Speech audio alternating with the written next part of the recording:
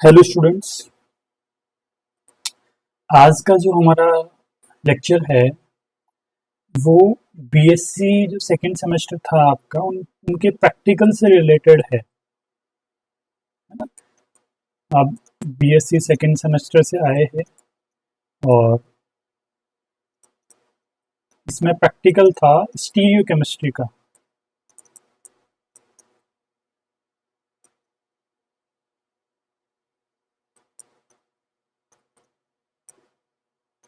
द्रव्यम रसायन जिसको हम कहते हैं,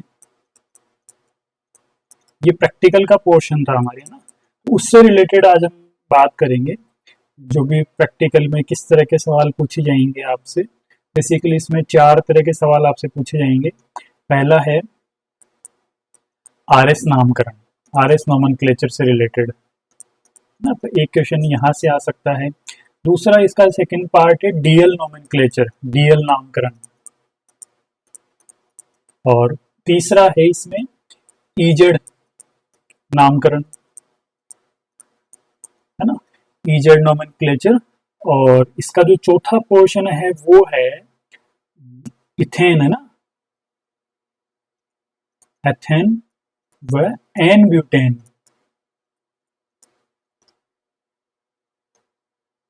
के संरूपण। ये 4 इसके पार्ट है हमारे प्रैक्टिकल में, है ना। एक तो आरएस नोमेनक्लेचर हम पढ़ेंगे, दूसरा डीएल नोमेनक्लेचर, तीसरा ईजेड नोमेनक्लेचर और चौथा है हमारे सिलेबस में एथेन और एन ब्यूटेन के संरूपण। ठीक है, 4 पार्ट है। हालांकि ये जो स्टीरियो केमिस्ट्री है, त्रिविम रसायन है, ये बीएससी फर्स्ट सेमेस्टर में भी आता है, बीएससी फर्स्ट सेमेस्टर जेएनयू में भी आता है। ठीक है, तो ये उसके लिए भी इम्पोर्टेंट है। ठीक है, अब हम आगे चलते हैं इसमें।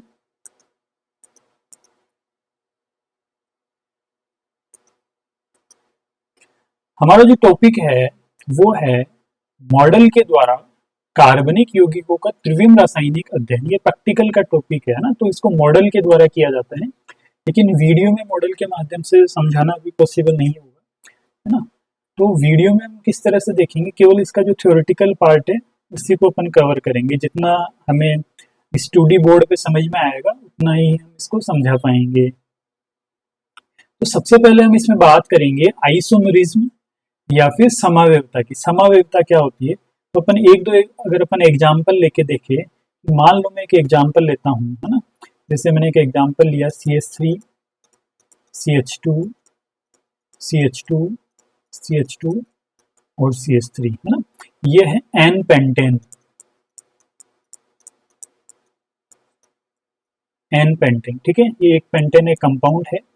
अब इसका जो मॉलिक्यूलर फॉर्मूला है, अणु सूत्र है, वो क्या होगा, इसमें 5 कार्बन है तो ये C5 और हाइड्रोजन इसमें कितने होंगे H12, C5H12 इसका मॉलिक्यूलर फॉर्मूला है, किसका, एन पेंटेन। ठीक है, अब मैं इसी मॉलिक्यूलर फॉर्मूले से रिलेटेड अगर मैं और कंपाउंड अगर यहाँ पे लिखना चाहूँ, और कोई यौगिक अगर मैं यहाँ पे लिखना चाहूँ तो वो क्या होगा, तो वो हम देखते हैं CH3 CH CH3 CH2 और CH3, है ना। ये जो कंपाउंड है इसका भी मॉलिक्यूलर फॉर्मूला अगर अपन काउंट करें तो इसमें भी 5 तो कार्बन है और 12 हाइड्रोजन है, और इसका नाम क्या होगा, इसका नाम है आइसोपेंटेन।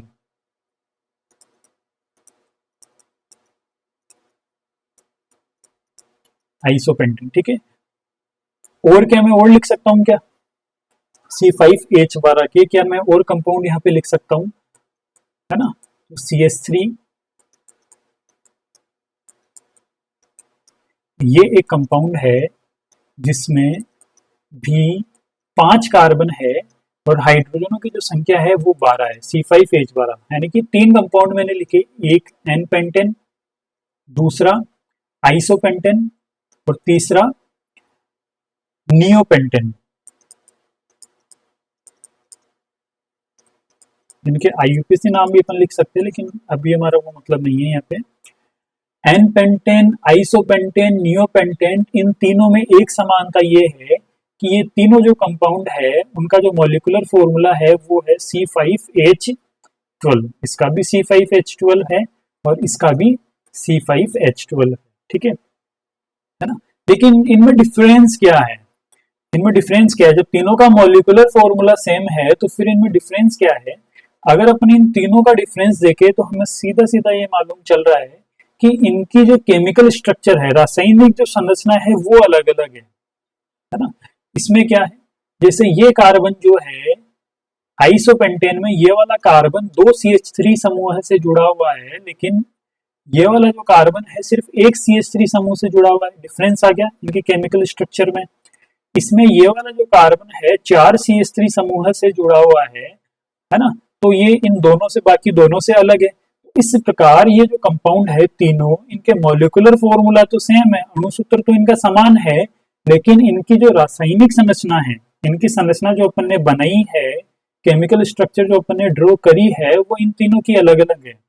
अगर ये तीनों की ये अलग अलग है तो इनको अपन क्या कहेंगे, कलेक्टिवली इनको अपन कहेंगे कि यदि टू और मोर देन टू कंपाउंड्स है ना, दो या दो से अधिक यौगिक जिनका सेम मॉलिक्यूलर फॉर्मूला हो लेकिन डिफरेंट केमिकल स्ट्रक्चर हो, जिनका अणुसूत्र तो समान हो लेकिन रासायनिक संरचना उनकी क्या हो, अलग अलग हो, ऐसे जो कंपाउंड या ऐसे जो यौगिक होते हैं उनको अपन कहते हैं आइसोमर।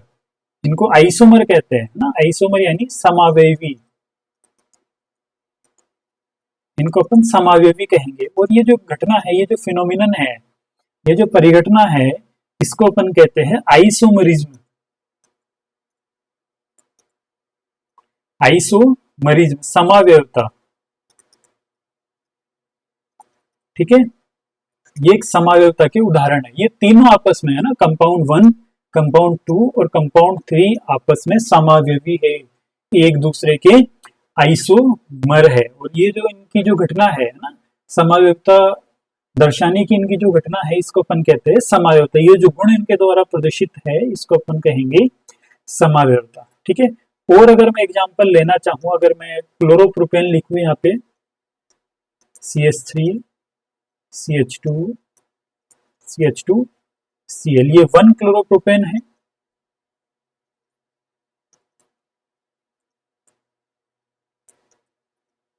ये 1 क्लोरोप्रोपेन है, ठीक है। अगर मैं इसका कोई आइसोमर यहाँ लिखना चाहूँ, समावेवी यहाँ लिखना चाहूँ, तो क्या होगा, CH3 CH CH3 और Cl, है ना। ये दोनों कंपाउंड अलग अलग है। ये है 2 क्लोरोप्रोपेन,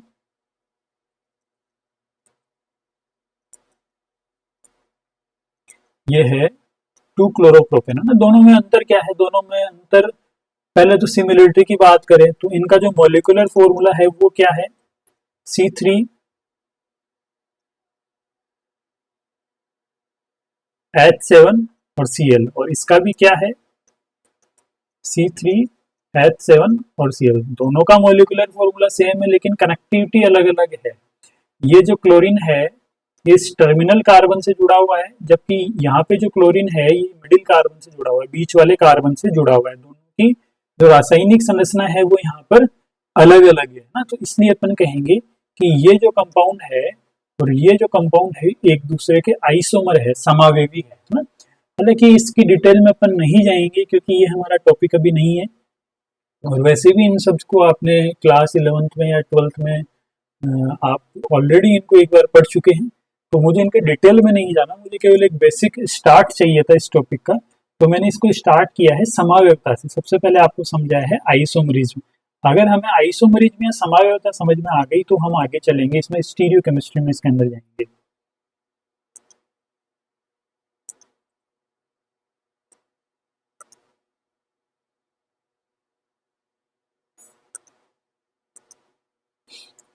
यहां से हमारा टॉपिक स्टार्ट होता है स्टीरियो आइसोमरिज्म, त्रिविम समावयवता क्या है।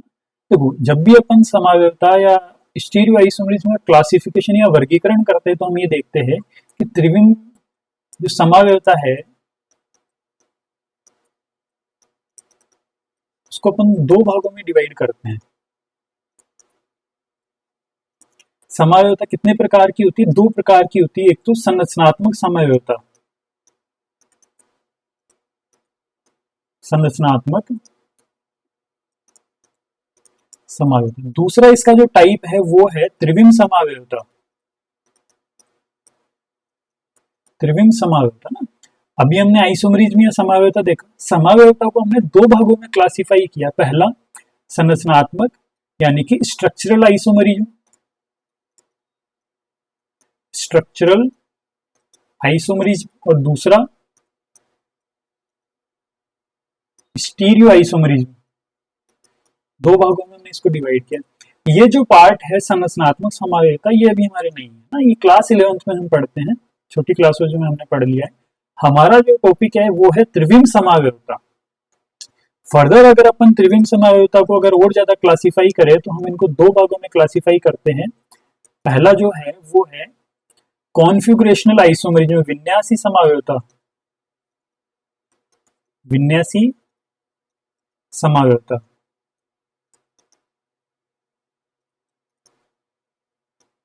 Configurational isomerism. सेकंड जो है वो है संरूपण समावयवता, संरूपण समावयवता, कन्फर्मेशनल आइसोमरिज्म।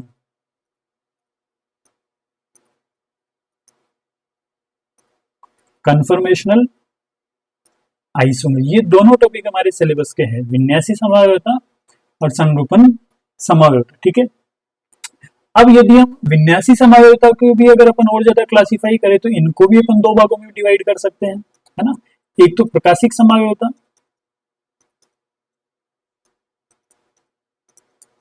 और एक ज्यामितीय समावयवता।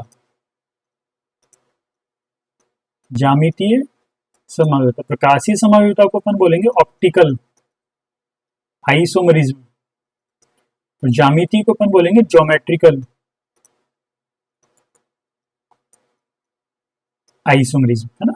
ये भी अपने को डिटेल में पढ़ना है। प्रकाशिक समावयवता भी अपन पढ़ेंगे और जो ज्योमेट्रिकल आइसोमरिज्म है ये भी अपन पढ़ेंगे। ठीक है,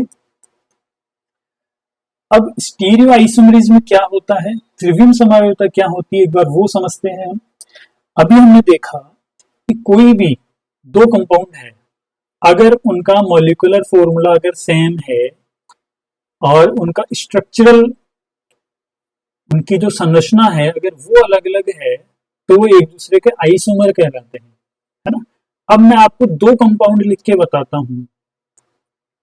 जैसे मेरे पास दो कंपाउंड है, कार्बन, इस कार्बन से एक CH3 जुड़ा हुआ है, इससे एक हाइड्रोक्सिल ग्रुप जुड़ा हुआ है, इससे एक COH ग्रुप जुड़ा हुआ है और इससे एक हाइड्रोजन जुड़ा हुआ है।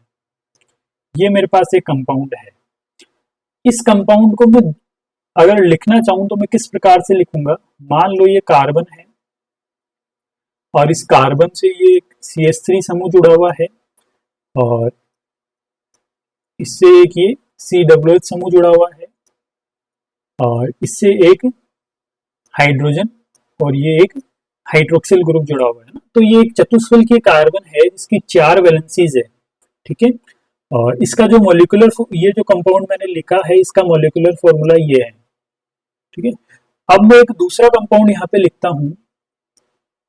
ठीक है, एक बॉन्ड इसका CH3 से है, दूसरा COH से है, तीसरा ये OH से जुड़ा हुआ है और चौथा ये हाइड्रोजन से जुड़ा हुआ है। ये वाला जो कंपाउंड है इसका भी जो मॉलिक्यूलर फॉर्मूला अणुसूत्र है वो सेम है, सेम है। एक कार्बन, इसमें भी कार्बन है, इसमें भी कार्बन है, इसमें CH3 है यानी कि ये CH3 है यहाँ पर भी CH3 है, इसमें एक हाइड्रोक्सिल OH समूह है तो इसमें भी एक OH समूह जुड़ा हुआ है, एक COH समूह इसमें यहाँ जुड़ा हुआ है तो COH समूह भी इसमें जुड़ा हुआ है, एक हाइड्रोजन और बचता है वो भी इसमें जुड़ा हुआ है और ये भी इसके अंदर जुड़ा हुआ है। तो फिर इन दोनों में डिफरेंस क्या हुआ, हम ये कहेंगे कि दोनों का जो मॉलिक्यूलर फॉर्मूला है वो यहाँ पे सेम है, दोनों का मॉलिक्यूलर फॉर्मूला सेम है, कनेक्टिविटी भी सेम है, संरचना भी इनकी सेम है। संरचना कैसे पता लगाया हमने, ये जो कार्बन है इस कार्बन से जुड़ा हुआ है, ये COH समूह है वो भी इस कार्बन से जुड़ा हुआ है, ये ऑक्सीजन इस कार्बन से जुड़ा हुआ है, हाइड्रोजन इस कार्बन से जुड़ा हुआ है। ठीक है, दूसरे वाले में देखें तो यहाँ पर भी ये CH3 जो ग्रुप है इसी कार्बन से जुड़ा हुआ है, COH समूह है वो भी इस कार्बन से जुड़ा हुआ है, OH जो ग्रुप है वो भी इस कार्बन से जुड़ा हुआ है, हाइड्रोजन भी इस कार्बन से जुड़ा हुआ है, संरचना भी सेम है। फिर इन दोनों में अंतर किस प्रकार से है? इस तरह के जो कंपाउंड होते हैं इनमें हो सकता है कि इन ये जो सेंटर है कार्बन है, इसके चारों ओर ये जो ग्रुप लगे हुए हैं इनकी 3D पोजीशन अलग अलग हो, इनका 3D अरेंजमेंट, इनकी जो त्रिविम व्यवस्था है अगर वो अलग अलग है तो हम ये कहेंगे कि ये दोनों जो कंपाउंड है, दोनों जो यौगिक है एक दूसरे के समावेवी है ना। समावेवी अपन ने इनको किस आधार पर बताया? इनकी त्रिविम व्यवस्था के आधार पर। अगर मान लो कि ये जो ग्रुप इनके चारों ओर जो लगे हुए हैं इनकी जो 3D अरेंजमेंट है, इनके चारों ओर का जो अरेंजमेंट है अगर वो अलग अलग हो, कनेक्टिविटी तो सेम है, संरचना सेम है, लेकिन ये जो चारों समूह इस कार्बन के चारों ओर जुड़े हुए हैं, अगर इनका 3D अरेंजमेंट अलग हो, इनकी त्रिविम व्यवस्था अगर अलग हो, तो इन दोनों यौगिकों को अपन कहेंगे कि ये एक दूसरे के त्रिविम समावेवी है इस आधार पर। ठीक है, इसको मैं थोड़ा डिटेल में डिस्कस करूंगा कि जैसे मान लो एक बार अपन इसकी डेफिनेशन देख लेते हैं यहाँ पे, टू और मोर देन टू कंपाउंड्स, है ना, जिनका क्या हो, मॉलिक्यूलर फॉर्मूला सेम होना चाहिए। मॉलिक्यूलर फॉर्मूला अगर सेम है तो उनका मॉलिक्यूलर वेट भी सेम होगा, और molecular weight molecular formula same है, साथ में अगर उनका स्ट्रक्चरल फॉर्मूला भी सेम है, तीनों सेम हो गए। फिर डिफरेंट क्या है? तो डिफरेंट होगा उनका 3D अरेंजमेंट ऑफ एटम्स, है ना, around the stereo centre with in the molecule. दो या दो से अधिक यौगिक जिनका आणविक सूत्र समान हो, आणविक द्रव्यमान उनका समान होगा, संरचना सूत्र भी उनका समान होगा। जैसे ये दोनों एक जैसे दिख रहे हैं तो उनका संरचना सूत्र समान है, लेकिन इन दोनों की अगर मैं अभी त्रिविम व्यवस्था अगर आपको बताऊंगा तो वो एक त्रिविम व्यवस्था है। त्रिविम केंद्र के चारों ओर जो परमाणु स्थित है उन परमाणु की जो त्रिविम व्यवस्था है अगर वो अलग अलग हो तो उस स्थिति में इनको अपन क्या कहेंगे? Stereo isomer.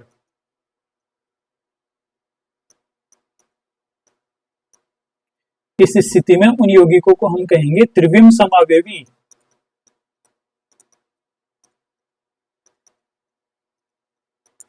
ठीक है, और ये जो घटना है ये फिनोमिनन है, इसको अपन कहेंगे स्टीरियो आइसोमरिज्म।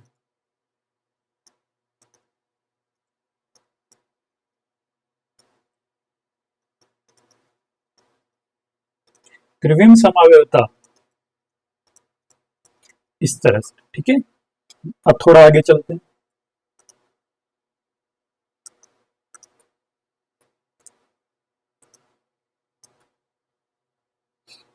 त्रिविम समावेवता को हमने दो पार्ट्स में डिवाइड किया था, कॉन्फ़िगरेशनल और कन्फर्मेशनल, है ना, विन्यासी और संरूपण समावेवता। विन्यासी समावेवता में इसका एक पार्ट है ऑप्टिकल आइसोमरिज्म, प्रकाशिक समावेवता के बारे में हम पढ़ेंगे। ठीक है, अभी मैं जिस तरह से आपसे स्टीरियो आइसोमर या त्रिविम समावेवी की बात कर रहा था, मैंने एक कंपाउंड ड्रॉ किया था इस तरह से।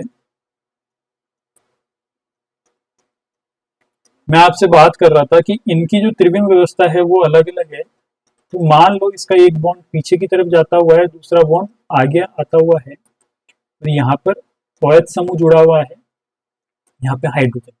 दूसरा जो कंपाउंड मैंने ड्रॉ किया था वो इस प्रकार से था कि यहाँ पर CH3 समूह था और यहाँ पे COOH समूह था। इसके पीछे जाता हुआ जो बॉन्ड है, इसका जो आगे आता हुआ जो बॉन्ड है वो इस प्रकार से है कि आगे इसमें हाइड्रोजन है और पीछे की तरफ इसमें OH ग्रुप है ना। तो इन कंपाउंड्स को हमने कहा कि ये जो दोनों कंपाउंड्स है एक दूसरे के त्रिविम समावेवी है।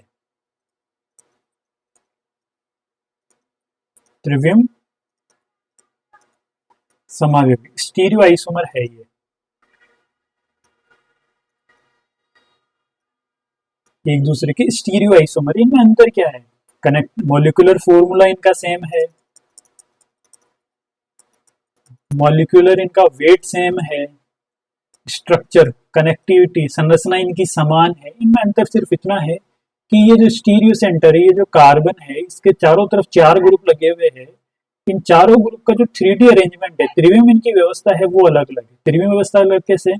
यहाँ तो ठीक है, CH3 यही लगा हुआ है, COOH यहाँ लगा हुआ है, यहाँ पर भी सेम है, CH3 यहाँ है और COOH यहाँ है, लेकिन इस कंपाउंड में, इस यौगिक में जो पीछे की तरफ ये जो बॉन्ड है, यहाँ पर हाइड्रोजन है, और यहाँ पे पीछे की तरफ जो बॉन्ड है यहाँ पे OH समूह जुड़ा हुआ है, तो हो गया ना इनका 3D डिफरेंट। सेम तो बिल्कुल नहीं है ना, यहाँ पीछे की तरफ हाइड्रोजन है और यहाँ पीछे की तरफ OH ग्रुप है, तो इनका 3D अरेंजमेंट चेंज हो गया। यहाँ पे आगे आता हुआ जो बॉन्ड है वहां पे OH समूह जुड़ा हुआ है, और यहाँ पे आगे आते हुए बॉन्ड के ऊपर हाइड्रोजन जुड़ा हुआ है, तो यहाँ इनकी जो 3D अरेंजमेंट है दोनों की, वो यहाँ पे चेंज हो गई। इसलिए अपन ने इनको कहा त्रिविम समावेवी, एक दूसरे के त्रिविम समावेवी है, स्टीरियो आइसोमर। इस तरह के कई कंपाउंड्स अपन यहाँ पे स्टडी करेंगे। ठीक है, अब अपन बात करेंगे प्रकाशिक समावेवी कौन से होते हैं, है ना।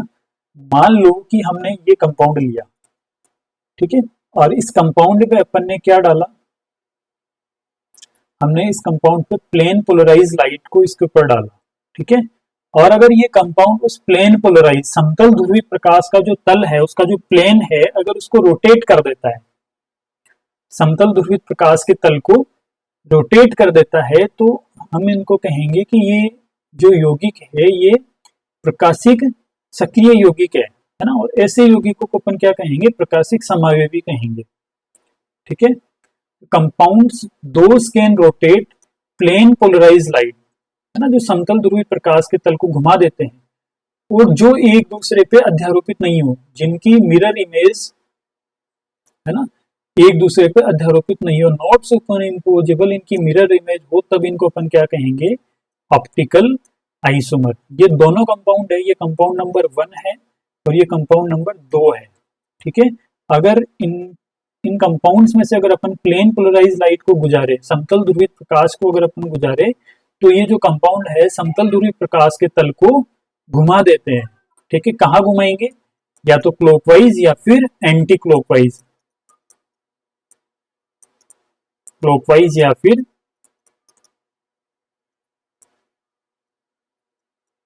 Anti clockwise. क्लॉकवाइज यानी घड़ी की दिशा में, घड़ी की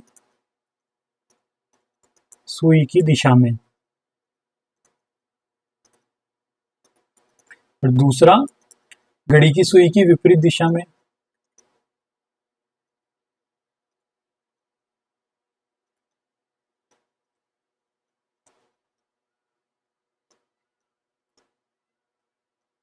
ये सब अपन है ना रिवीजन कर रहे हैं। हमारा जो मेन जो टॉपिक वो है आयरिश नोमेनक्लेचर, लेकिन उस पर आने से पहले हमें थोड़ा सा इसका बेसिक पढ़ना है।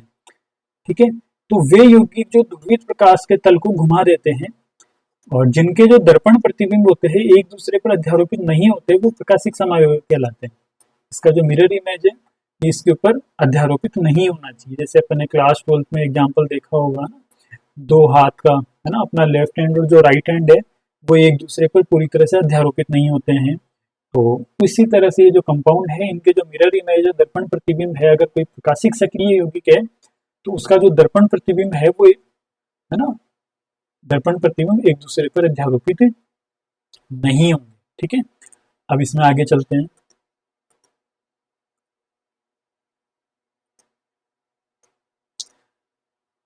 इस तरह के जो यौगिक है, प्रकाशिक सक्रिय जो यौगिक है, उनको दर्शाने के लिए अपन कोई रिप्रेजेंटेशन या निरूपण काम में लेते हैं। तो तरीका जो है वो है वेजडेस रिप्रेजेंटेशन, वेजडेस निरूपण। इसको किस प्रकार से अपन ने उपयोग, पीछे मैंने आपको जो कंपाउंड लिख के बताया तो एक्चुअली वेजडेस रिप्रेजेंटेशन ही था।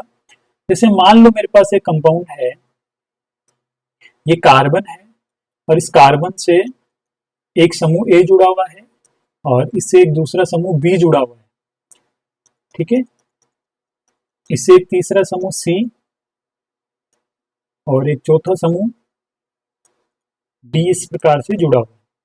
ठीक है, ये जो व्यवस्था है इस व्यवस्था को अपन कहते हैं वेजडेस रिप्रेजेंटेशन। इस प्रकार की जो व्यवस्था है किसी भी यौगिक को दर्शाने की, एक चतुष्फल के कार्बन को दर्शाने की, ये जो व्यवस्था है इस व्यवस्था को अपन कहेंगे वेजडेस निरूपण। अब इसमें वेज और डेश क्या है, तो ये वाला जो बंद है इसको अपन कहेंगे डैश लाइन, इसको अपन कहते हैं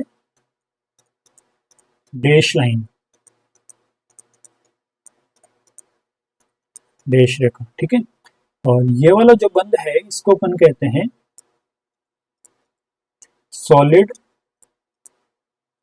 वेज लाइन, ये जो रेखा है इसको अपन कहेंगे सॉलिड वेज लाइन, ठोस बंद है ये, है ना, पूरा ये इस तरह से ठोस है, ये टूटी हुई लाइन है, डैश लाइन है, और ये सॉलिड है, ये टूटी हुई नहीं है, पूरा इस तरह से इसको बनाया जाता है, ठोस वेज रेखा। ठीक है, अगर इस रिप्रेजेंटेशन की अपन बात करें तो ये जो दो बॉन्ड है,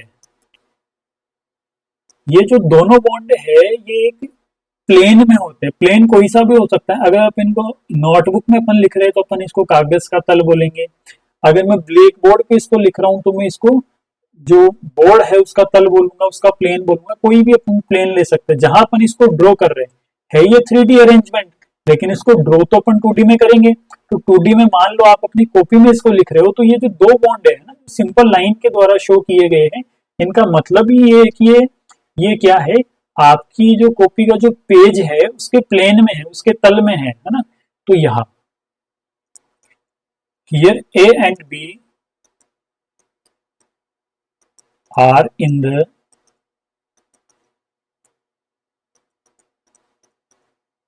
प्लेन ऑफ पेपर,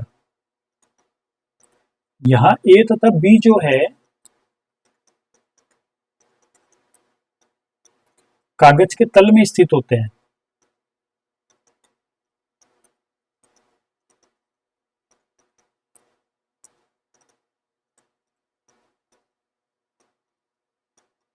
ठीक है, ए और बी का तो काम हो गया।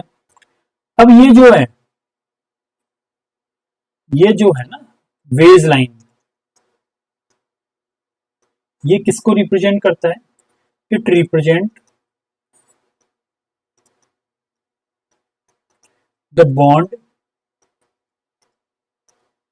कमिंग टूवर्ड्स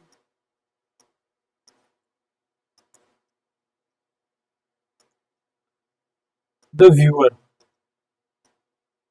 जैसे मान लो कि इसको हम सामने से अगर देख रहे हैं, है ना, जैसे आप इसको मोबाइल में देखोगे या लैपटॉप में देखोगे, कहीं भी देखोगे ना, तो ये जो बॉन्ड है आप देख रहे हो कि आपकी तरफ आ रहा है ना। जैसे अगर मैं इसको बोर्ड पे लिख रहा हूं तो बोर्ड से बाहर की तरफ, जैसे सामने स्टूडेंट्स बैठे रहते हैं तो सामने स्टूडेंट्स की तरफ ये जो बॉन्ड निकल के आ रहा है ना बोर्ड से सामने की तरफ, जो ये बॉन्ड निकलता है, इस बॉन्ड को अपन वेज के द्वारा दर्शाते हैं, है ना। यह बंद देखने वाले की तरफ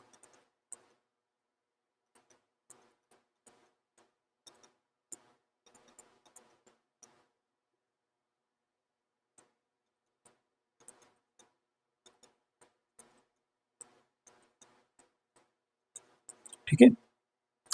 और अगर अपन डैश की बात करें, ये जो डैश लाइन है ये किसको रिप्रेजेंट करती है? It represent the bond away from the viewer, away from the viewer, देखने वाले से पीछे की तरफ जाता हुआ बंद।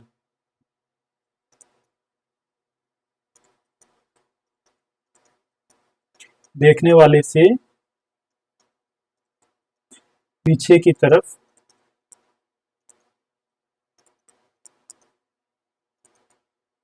जाता हुआ बंद। पीछे की तरफ किस तरह से? जैसे मान लो मैं इसको बोर्ड पे, है ना, आपको बोर्ड पे समझा रहा हूं, तो बोर्ड की तरफ, बोर्ड से बाहर की तरफ जो बंद आ रहा है उसको तो अपन कहेंगे वेज, और बोर्ड से पीछे की तरफ, है ना, बोर्ड से पीछे की तरफ अगर अपन उसको सामने से देख रहे हैं तो हमें ये लगेगा कि ये पीछे की तरफ जा रहा है, तो उस बॉन्ड को अपन कहेंगे डैश, है ना, वो डैश के द्वारा दर्शाया जाएगा। तो एक चतुष्फल के कार्बन में चार बंद को अपन किस प्रकार से दर्शाते हैं? इसका जो 3D अरेंजमेंट है वो इस प्रकार से होता है। इसके दो बंद तो क्या होते हैं? प्लेन में होते हैं, कागज के तल में स्थित होते हैं।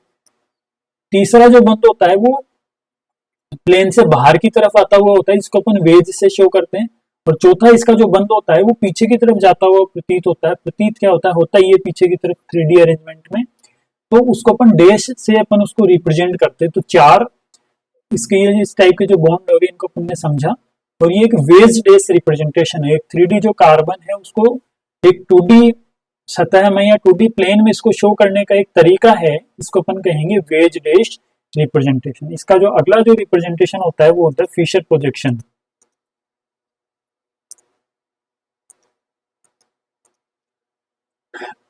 अगला है फिशर प्रोजेक्शन फॉर्मूला। एक चतुष्फलकीय कार्बन को किसी और तरीके से कैसे अपन प्लेन में शो कर सकते हैं, तो दूसरा इसका जो तरीका है वो है फिशर प्रोजेक्शन फॉर्मूला। ठीक है, मान लो कि मेरे पास एक कंपाउंड है जिसके बीच में ये कार्बन है और इस कार्बन से 4 ग्रुप जुड़े हुए ए, बी, सी और डी, इस तरह से ना, जो अपन लिखते हैं ना इस तरह से ए, बी, सी और डी, इस तरह का ये जो है इसको इस तरह से मैंने शो किया है ना। भाई कार्बन है, कार्बन की 4 वैलेंसी है, सिंपल रिप्रेजेंटेशन हुआ है इसका, 4 वैलेंसी है तो 4 बॉन्ड हमने इस तरह से शो कर दिए ए, बी, सी और डी। अगर इसी कार्बन को, इसी चतुष्फल के कार्बन को अगर मुझे वेज फिशर प्रोजेक्शन में अगर मेरे को लिखना हो तो मैं किस तरह से लिखूंगा, तो मैं लिखूंगा कि ये कार्बन है, ठीक है, और इसके 2 बॉन्ड जो है वो सामने की तरफ आते हुए दिखेंगे, इसके 2 बॉन्ड सामने की तरफ आते हुए दिखेंगे और 2 बॉन्ड इसके पीछे की तरफ जाते हुए दिखेंगे, है ना। जैसे मान लो ये डी है और ये बी है, ये ए है और ये सी है ना। तो ये जो सिस्टम है ये है फिशर प्रोजेक्शन फॉर्मूला। इसको अपन क्या कहेंगे, फिशर विकसित सूत्र, है ना। एक चतुष्फल के कार्बन को दर्शाने का ये जो तरीका है इसको अपन कहते हैं फिशर प्रोजेक्शन सूत्र। अब हर जगह अपन ये वेज और डैश अपन इसमें नहीं बनाएंगे, अगर वेज और डैश ही बनाना होता तो हम वेज डैश ही काम में ले लेंगे ना। लेकिन अपने को सिंपल तरीका ये है कि फिशर प्रोजेक्शन में चतुष्फल के कार्बन को, है ना, 2 लाइनों से शो किया जाता है और ये जो 2 लाइन होती है एक दूसरे को क्रॉस करती है, एक दूसरे को प्रतिच्छेद करती हुई 2 लाइनों से शो किया जाता है और ग्रुप्स को इस तरह से इस पे अरेंज कर दिया जाता है। ठीक है, तो ये इसका सिंपल रिप्रेजेंटेशन है फिशर प्रोजेक्शन का। फिशर विक्षेप सूत्र अपन हर जगह ये वाला काम में लेंगे, ये वाला जो है ना इस तरह का जो लिखने वाला, ये जो जहां पर ये लाइन क्रॉस करती है वहां पर कार्बन होता है, जहां पर ये दोनों लाइन क्रॉस कर रही है उनको अपन क्या कहेंगे, कार्बन होता है उस जगह ना। इसमें 2 लाइन है, एक लाइन है इसमें हॉरिजॉन्टल लाइन, हॉरिजॉन्टल लाइन, क्षैतिज रेखा, और इसकी जो दूसरी जो रेखा है उसको अपन कहते हैं वर्टिकल लाइन, वर्टिकल लाइन यानी कि ऊर्ध्वाधर रेखा, ऊर्ध्वाधर रेखा।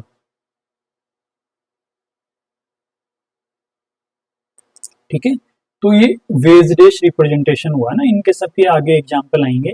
सॉरी, ये फिशर प्रोजेक्शन फॉर्मूला है। ठीक है, अब हम इसमें आगे चलते हैं। फिशर प्रोजेक्शन फॉर्मूला के अपन कुछ इंपॉर्टेंट पॉइंट देखेंगे।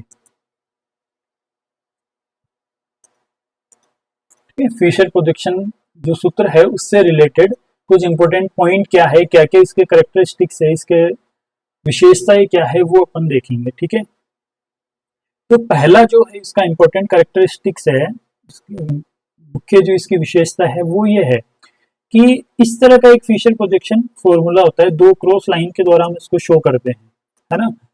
इस पे 4 ग्रुप लगे हुए रहते हैं। ठीक है, मान लो ये मेरे पास एक कंपाउंड है, इस पे 4 ग्रुप लगे हुए हैं, ये CH3 है, ये COH है, ये OH है और ये हाइड्रोजन है ना। और बीच में जहाँ पे लाइन क्रॉस करती है वहाँ पे कार्बन है, इसको शो करने की जरूरत नहीं है, ये अंडरस्टूड है कि यहाँ पे कार्बन होगा ही होगा। ठीक है, अगर ये मेरे पास एक फिशर प्रोजेक्शन सूत्र है किसी यौगिक का, इसमें 4 ग्रुप जुड़े हुए हैं और चारों ग्रुप हमें ये दिख रहा है कि चारों ग्रुप 90 डिग्री के एंगल पे है। ठीक है, अगर मैं इसको 90 डिग्री अगर इसको रोटेट कर दूं, 90 डिग्री घुमा देने पर,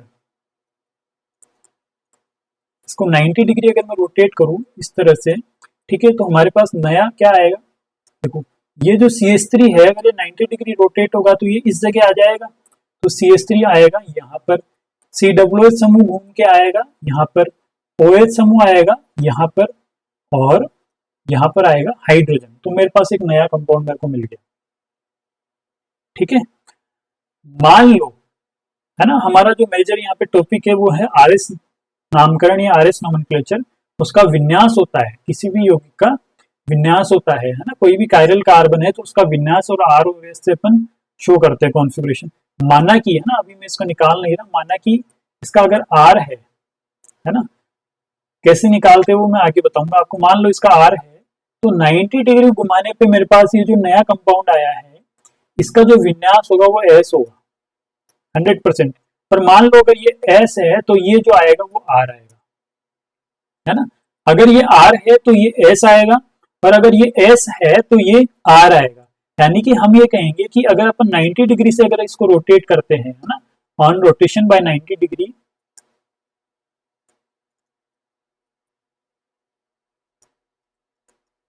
कॉन्फ़िगरेशन विल बी चेंज।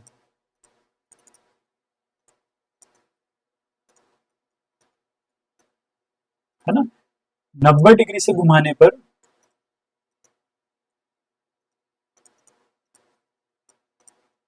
विन्यास बदल जाता है।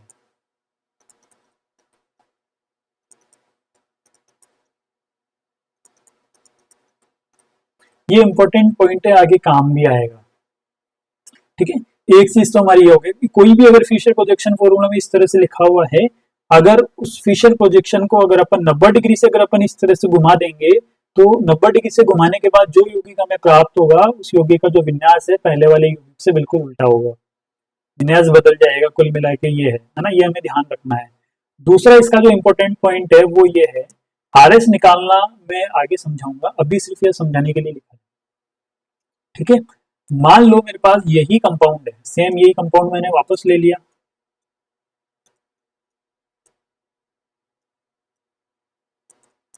ठीक है, अगर मैं दो ग्रुप को इंटरचेंज करता हूं, इंटरचेंज दो ग्रुप को आपस में बदलने पर,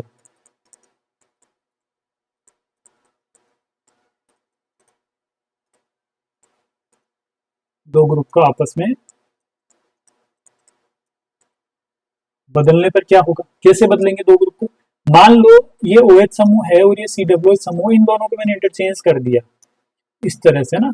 OH की जगह मैंने COOH लिखूं, COOH समूह की जगह में OH ग्रुप अगर लिखूं तो क्या होगा, CH3 यही है, हाइड्रोजन यही है, OH को मैंने यहां लिख दिया और COOH को मैंने यहां लिख दिया। इस स्थिति में क्या होगा, मान लो ये जो कंपाउंड है इसका जो विन्यास है वो R है, तो इस स्थिति में इस कंपाउंड का विन्यास क्या होगा, S बदल जाएगा। कुल मिला के कहने का मतलब ये। दूसरा, अगर मैं कहूं मान लो इसका S है तो इसका क्या होगा, इसका विन्यास होगा R। कुल मिला के विन्यास क्या हो जाएगा, परिवर्तित हो जाएगा ना, दो समूहों को आपस में बदलने पर, है ना, ऑन इंटरचेंज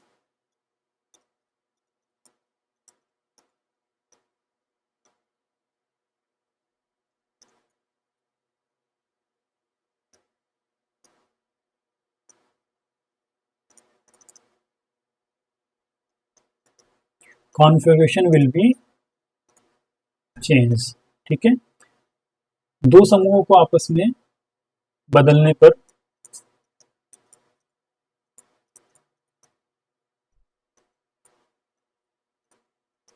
आपस में बदलने पर विन्यास बदल जाता है या परिवर्तित हो जाता है।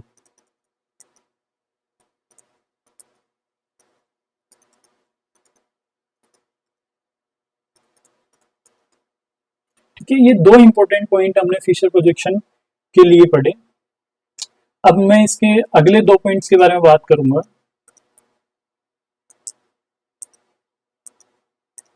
है ना, इसका तीसरा जो इंपॉर्टेंट पॉइंट है वो है रोटेशन बाय 180 डिग्री, है ना। जैसे मान लो वापस यही मैंने कंपाउंड ले लिया, ये CH3 है, ये COOH है, ये OH है और ये हाइड्रोजन, है ना। अगर मैं इसको 180 डिग्री से अगर मैं इसको रोटेट करता हूँ, 180 डिग्री से मैं अगर इसको घुमाता हूँ, है ना, तो क्या होगा, अगर CH3 को घुमाऊंगा इस तरह ना 180 डिग्री से घूम के यहाँ पे आएगा, 180 डिग्री यही होता है ना। इस तरह से। अगर CH3 यहाँ था तो घूम के यहाँ पर आएगा, और OH समूह घूम के कहाँ जाएगा, ऊपर चला जाएगा। ठीक है, COOH यहाँ था तो ये COOH यहाँ पे था तो ये घूम के यहाँ पे आएगा हाइड्रोजन की जगह, और हाइड्रोजन घूम के कहाँ आएगा, COOH समूह की जगह। ये मैंने इस कंपाउंड को 180 डिग्री से प्लेन में ही रोटेट किया है ना, प्लेन में, इस बोर्ड पे ही रोटेट करना है, ऐसा नहीं बोर्ड के बाहर लेके जाके अपन इसको रोटेट करेंगे, नहीं, बोर्ड पे ही रोटेट करेंगे।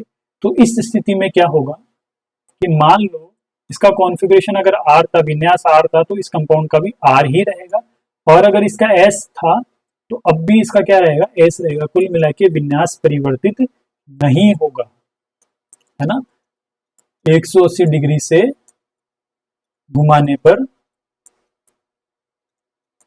विन्यास परिवर्तित नहीं होगा।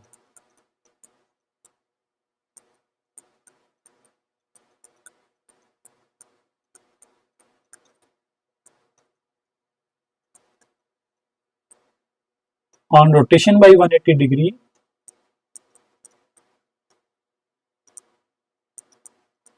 configuration will not be changed.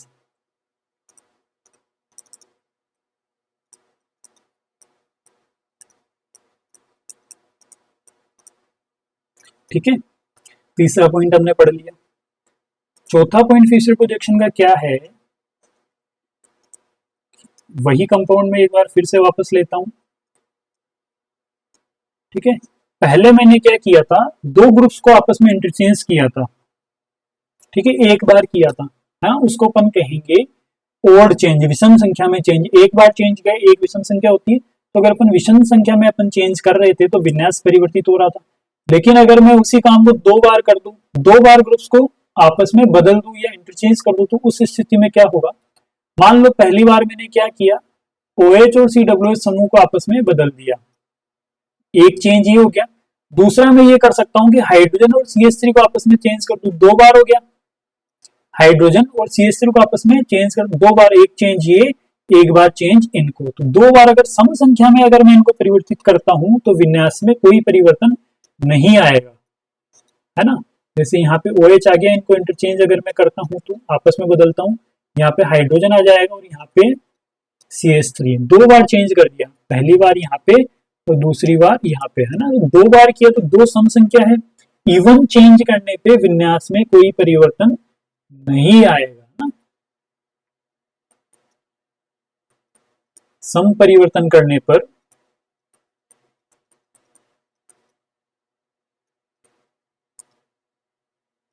विन्यास में परिवर्तन नहीं आता है।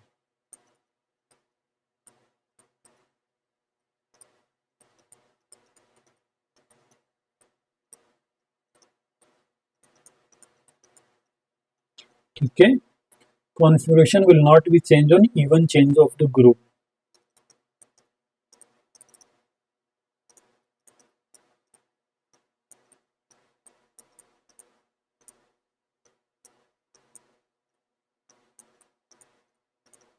इवन इंटरचेंज भी लिख सकते हैं।